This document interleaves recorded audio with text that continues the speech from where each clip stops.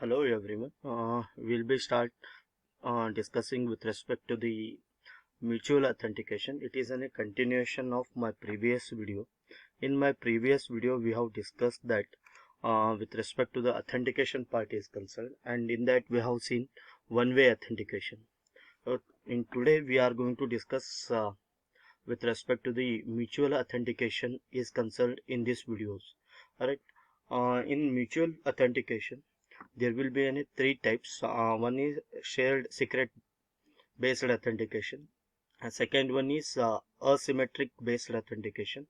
Third one is authentication and key agreement. So we'll proceed with the mutual authentication. So what do you mean by mutual authentication?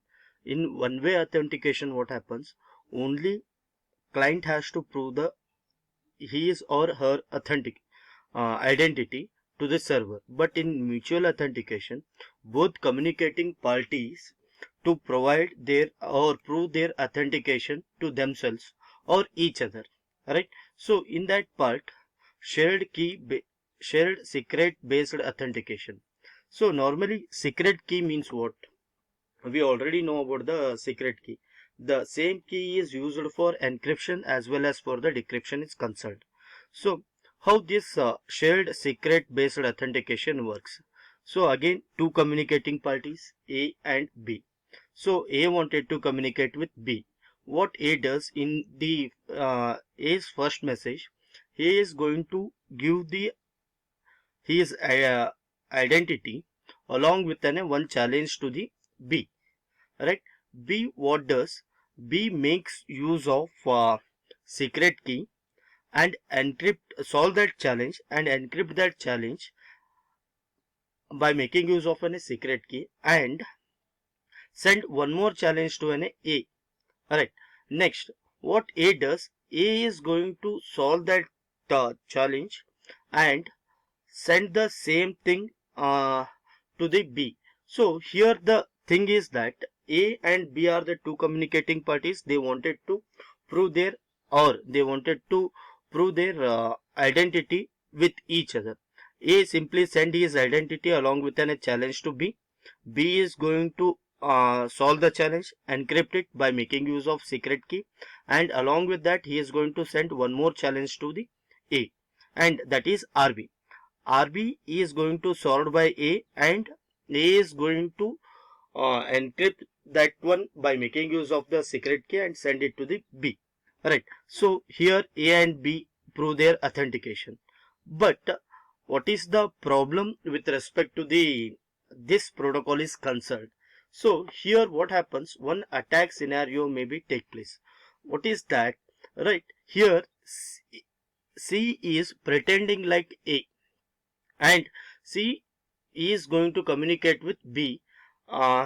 Here what C does, same steps it is going to be followed, right?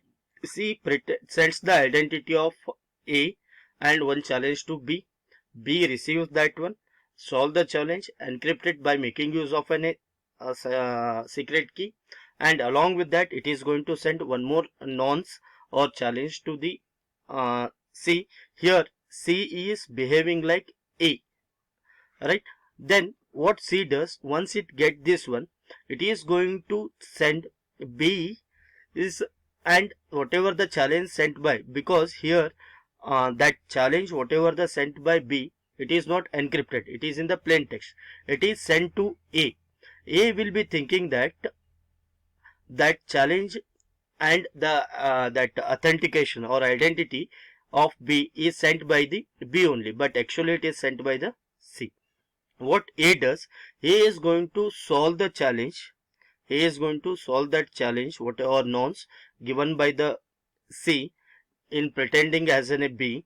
Alright, A is going to solve that and encrypt it by making use of the secret key. That secret key is known to A and B, but here C do not have the secret key.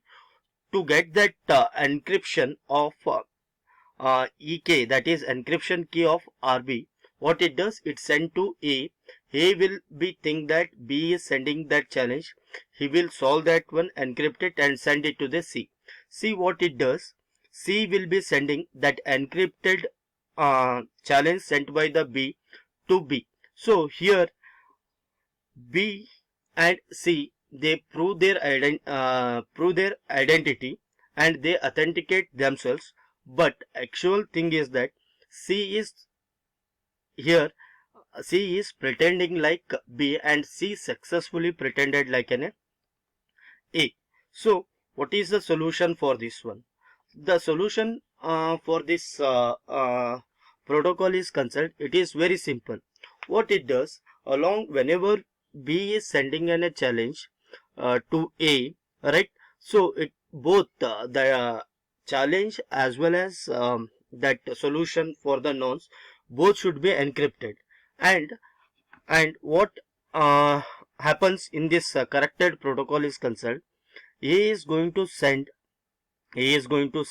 his identity along with the challenge, right? That is RA to B. B is going to solve the challenge, encrypt it by making use of secret key, and whatever the challenge or nonce, that is RB, it is once again going to be encrypted by making use of secret key. That secret key is known only to A and B is concerned. Right. Now what happens?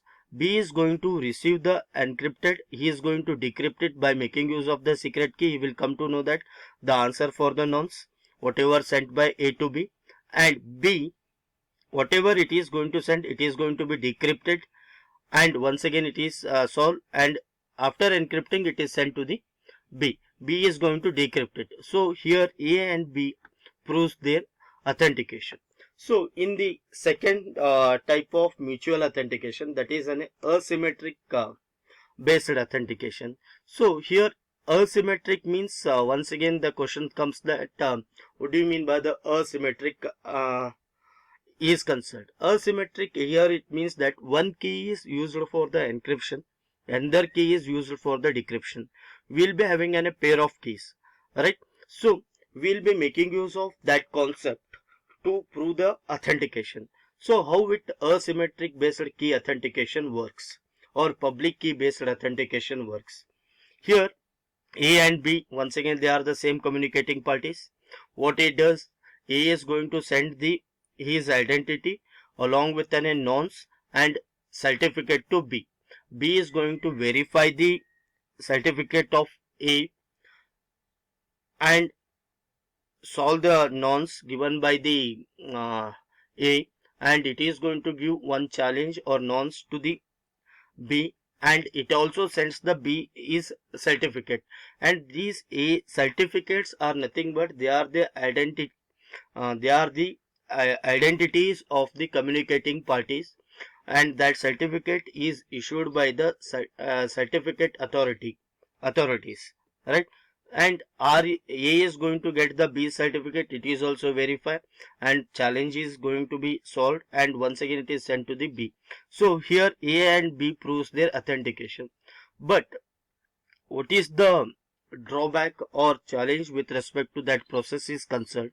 Here C will be pretending like A and B, C will be pretending like A, but actually A and B are the communicating parties. A is not at all communicating in this scenario. C is communicating, pretending like A to B.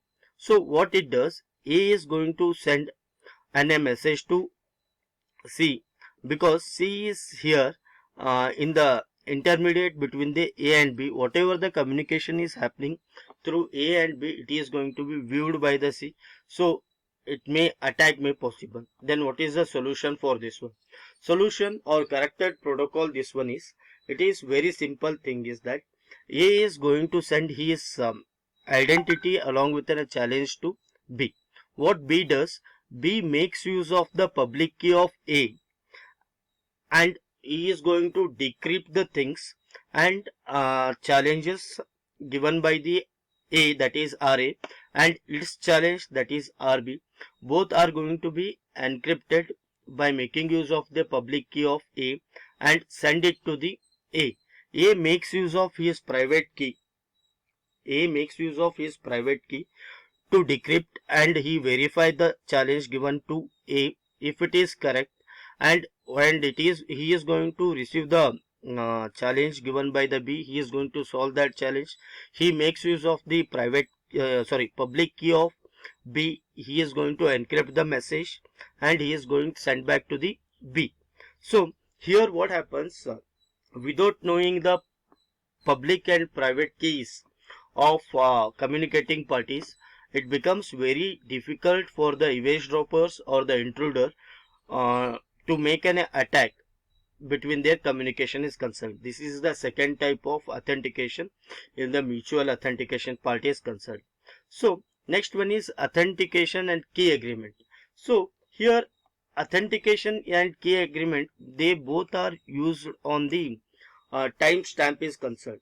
So normally one example I would like to give you for this one is, whenever you wanted to log in for some websites, you will be providing your username and the passwords. Yes, it is correct.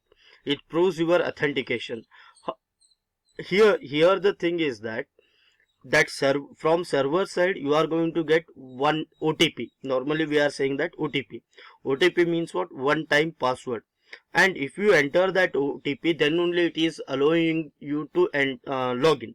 So here it is nothing but, here this process is nothing but authentication as well as the key agreement. Here whatever the key sent by the server to an recipient, it is going to be received and agreed based on this one. Thank you.